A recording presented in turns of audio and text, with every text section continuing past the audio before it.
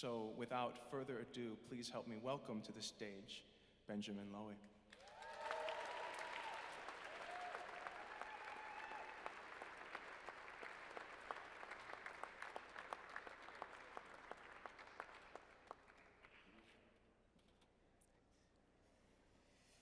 Ben and MARITA, I'm John Barry, the president of the AAA Association, and I just want to tell you a little bit about the award that we're presenting to both MARITA and Ben tonight.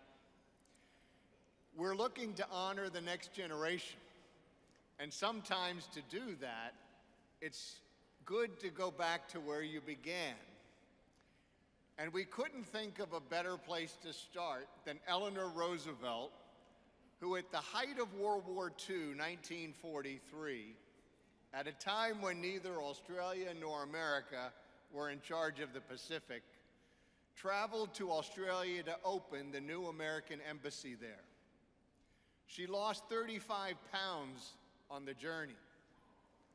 She toured and visited over 500,000 servicemen in 18 different locations through the Pacific.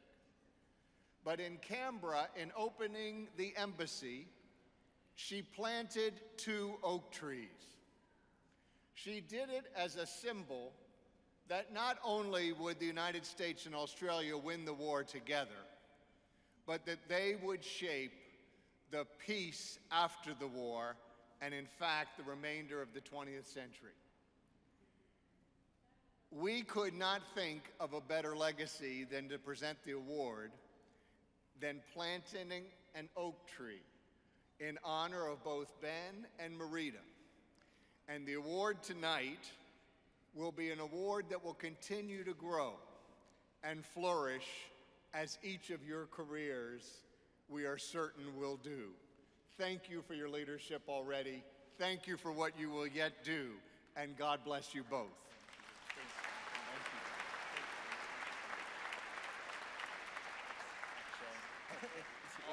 Thank you. Thank you so much, John, and I just want to especially thank my friend Sydney Harcourt for that amazing, amazing performance. Thank you so much, Sydney. It's an absolute honor for me to be up here today, and I'm humbled to be sharing the night with MARITA CHENG, whose groundbreaking work in robotics and technology sets an example for young people worldwide, showing that the only barrier to innovation is one's imagination. And I want to thank Shaz as well, who's up with me tonight. She could have written this speech for me, but I had to do it myself. It means a lot for me to be joined this evening by my parents, Janine and Peter, and some of my closest friends. In fact, my dad was honored by the American Australian Association a few years back, so the pressure is on tonight as I have some pretty big shoes to fill. 2 years ago, I started the Lowy Salpeter company with the goal of developing, producing, and supporting theatrical works destined for the stage and beyond.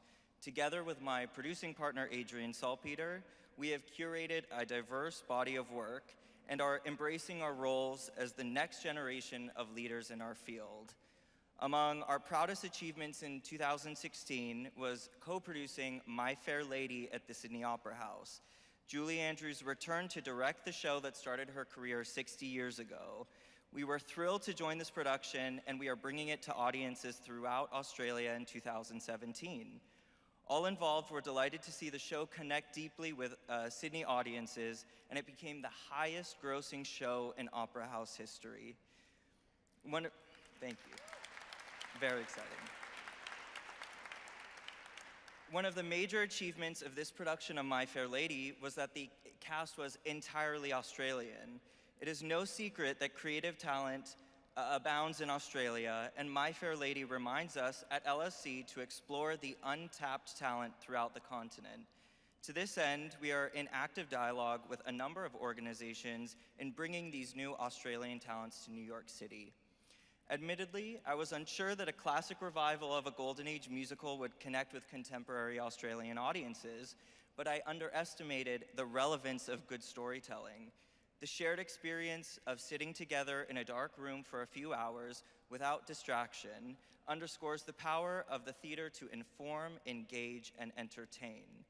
Art has the power to stimulate conversation and facilitate understanding of experiences outside of one's own. I was particularly struck by the success of the Broadway production of The Humans, a play which Adrian and I invested in last year. The Humans tells the story of working-class parents from Pennsylvania and their adult children living in New York City. The play delicately but forcefully represents how economic, social, class, and political policies and distinctions affect everyday people.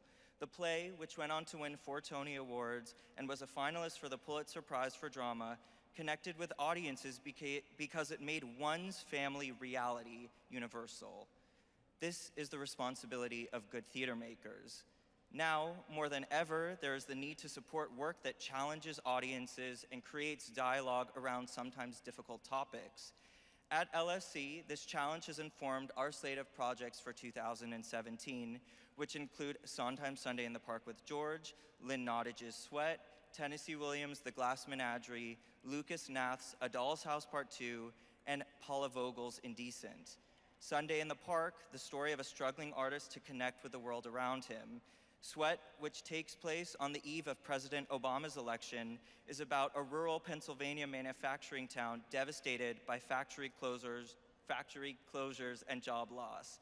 The Glass Menagerie, the venerable classic, is being reimagined, and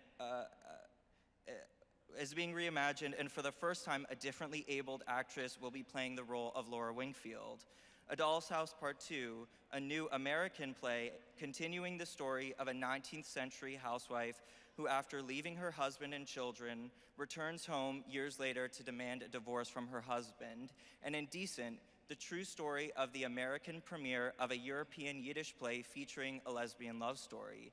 These projects, while diverse in story, character, and tone, all speak to contemporary issues affecting everyday people. During World War II, Winston Churchill refused to cut arts funding, saying, "After all, that's what we are fighting for." Now, in 2017, our new administration plans to indefinitely close the National Endowment for the Arts.